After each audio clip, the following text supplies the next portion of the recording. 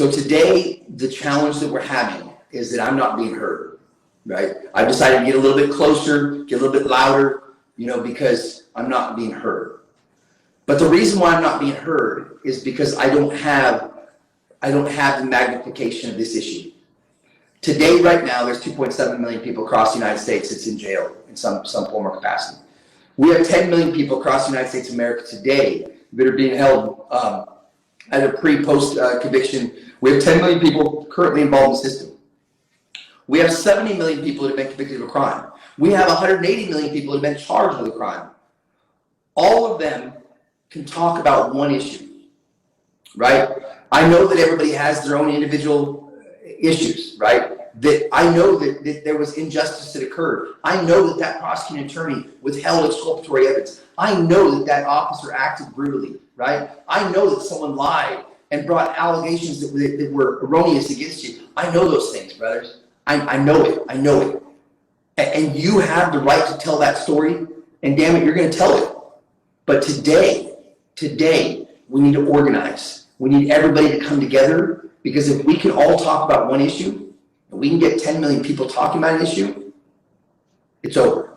Because we need to magnify that issue. Because you see, power is not guns. It's not badges. It's not a title. Right? My title's servant, man. That's the only title I need, and that gives me more than enough power to do anything that I'm doing today. I don't need the money, because the money means nothing, right? What I need, true power, is the ability to influence others in their future decisions. So you all know that I'm right on this issue. You all know that you've been threatened or intimidated into pleading guilty, that was unjust. You know that you didn't commit that crime. You know that your children were robbed from you, right? For no reason. You know that people lied about you. You know these things, right? But there's a time to talk about it and not. Right now, if we talk about the one issue that affects everyone, sown through all of these cases, jurisdiction, then I guarantee you within the next 40 days, this will be over. Guarantee you. Because that one issue, we will magnify it. We will bring attention to it at a mass scale. And when we do, it'll be over. Because you see, when the people are silent, we give our consent. We allow government to do things to us that they would not otherwise be able to do, because we don't speak up and speak out and demand that they do things right. So we give our consent by our silence. When government's silent, that's an indication of its guilt. I've been at this case for 8 years.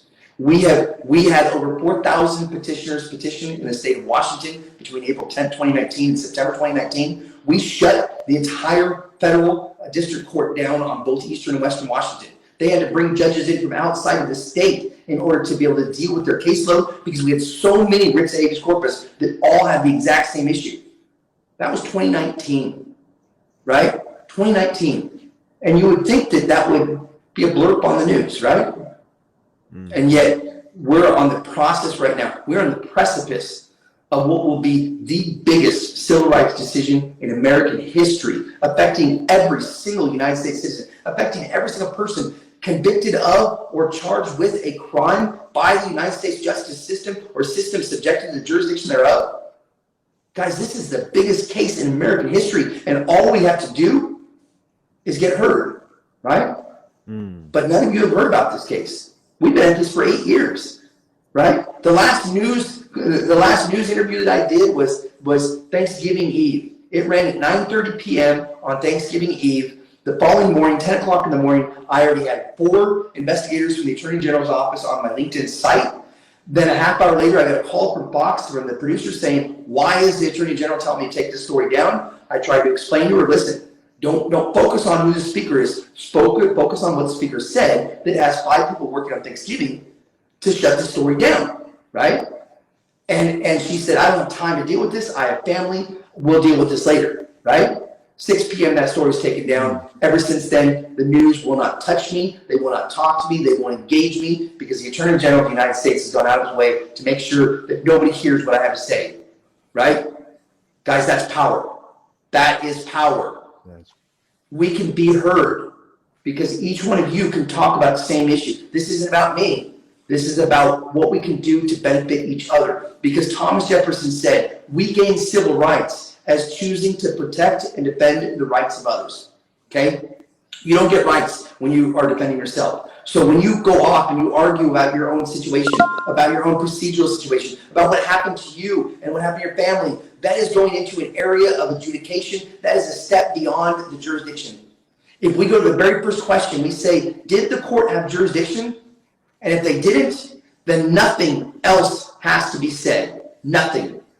Because that right there voids every single action of that court. Every single one of you can talk about jurisdiction. And when you do, if you stop talking about anything after that jurisdiction, it can't be shut down because that voids it. That is the common thread that affects every single one of you.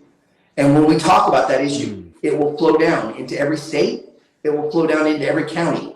And once we reach that point, then we have power. Then we have magnification of issue. And then that court will be begging for me to come in and present this argument because they will be begging me to figure out how they have to function because we will shut the entire system down.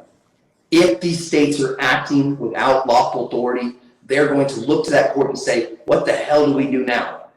And that court's going to have to say, well, first off, we got to let this guy come and have this argument. And then we'll figure out what we got to do then. Remember, the case McGirt was a huge, huge deal within Oklahoma. And it had to do with whether or not the justice system can prosecute Native Americans. There was a period of time in the state of Oklahoma, almost 2 years leading up to McGirt, that there wasn't a single criminal case that was adjudicated, not one, because they didn't know what to do.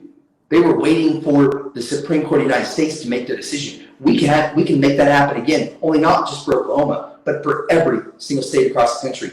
Brothers, let me tell you, I've got people that are in prison still today in the state of Washington, and those people, they cannot be searched. Their rooms cannot be searched.